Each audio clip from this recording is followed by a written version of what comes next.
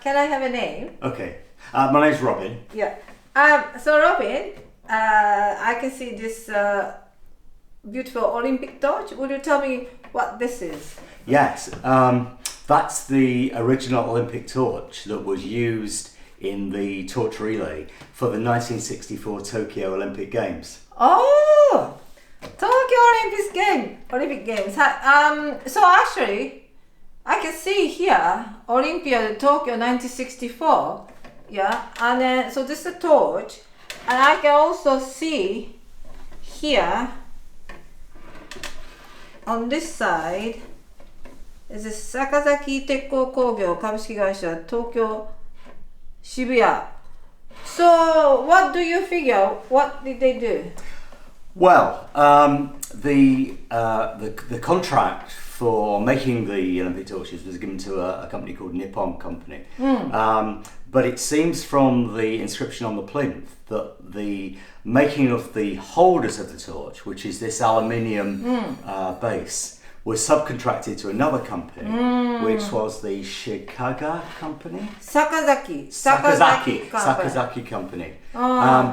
And that, it's interesting because I looked at the location of that company in Tokyo, and it was located very close to the site where the Olympic Games actually took place. True, yeah, it's in Shibuya. And it's still there. I think the 2020 Olympic Games are going to take place again using the old site, so very close to where that torch was made. True, that's true, yes. And we found out that there are about 7,700 of these torches that were made. There were only about 5,000 runners, so what they obviously made was a lot of spares in case they got lost or dropped. Looks like it, yeah. So it looks like the credit for making the torch is usually for the Nippon something company, but this company is usually not mentioned, right? I've never seen. Yeah. I look at some of these because I collect Olympic torches and other things, and in all the references to who was the manufacturer, it's always either left blank because people aren't sure of who the manufacturer was, right. or it's attributed to the Nippon Company. But this company has never been mentioned. Yeah, so never that's mentioned. quite interesting. How interesting! But in fact, this torch holder side was made by other company. Subcontracted. And it's only purely by accident that I bought this torch for my collection from a Japanese auction site. And it had this plinth on the bottom, which you very kindly translated, that we found out that it was linked to the other company. And then we looked at the website. And the website of the other company, what's it? Sakazaki. Sakazaki. The website of that company lays out the history of the company, and it actually says that they made 7,700 Olympic torches in 1964. Yeah. So that's very conclusive evidence. Yeah, I know you got this at the auction site. It's an online auction site. It's an online auction site, but interestingly, it's Yahoo. Oh, Yahoo! Yeah, but it's impossible for people from this country to bid on the Yahoo site. But there's another company called Buyee, Buye, that is like the intermediary. So you go through Buyee and you can buy on the website. So that on the website everything is described in English then? On Buyee, yes, it's but you can easily do a quick Google translation anyway. So it's quite easy. Yeah. Was it pricey? Yes, it was pricey. It was pricey. I see. I would think how special. When did you purchase it? About 2-3 months ago. 2-3 months ago. Yeah. What a timely purchase. Yeah, well, we exactly. are having 2020 Olympics Absolutely. in Tokyo. Exciting to see this 1964's actual torch in front of me. So exciting. What I find very exciting about it is, and that's one of the reasons why I collect, because you can feel it, you can touch it, you can lift it, and there's an immediate connection with the event itself and with the Olympics. And the thought that, this is exactly, that was the feeling that people had when they actually ran with the you could do it. Heavy. It is heavy. But actually, I think most of the weight in this is on the plinth. Okay. And that comes off. I see. Yeah, so, but it's much thicker than you think. It's kind of awkward to hold this. It's very substantial. Long distance. Yeah. Wow, and if this torch is hot, it must be kind of nervous thing to carry on around. Yeah. Well, I looked on the website, and apparently I think there are 50,000 people who have applied to be torch carriers for the 2020 Olympics. Oh yeah. A lot of people. It's very, very popular now in Japan. For that one, so each person run only 300 meters. Yeah, exactly. Pass it to they the want side. many people to participate. Yeah. So I understand you have other things from Tokyo 1964 Olympics, right? I have a number of other things, in my collection. Okay. So, would you explain? So, what's this one, first of all? Okay. I'll put it so that you can see it with the film. That's the medal that was given to all the participants in the Tokyo Olympics. All the participants, so all the athletes who didn't get the medal but participated. Exactly. And it's actually given to officials and other people as well. Would you flip over? What's said in the back? In the back, it just says Tokyo 1964. Oh, okay. And the beauty about this one is these boxes, I think it's balsa wood boxes, unique to the Tokyo Olympics. But they also keep it, beautifully clean and. This is I don't know how to say, traditional kind of woods we use for putting kimono away. That's and what special light wood. Hey, that's wonderful. That's exciting. And then what's the other things you have? Okay.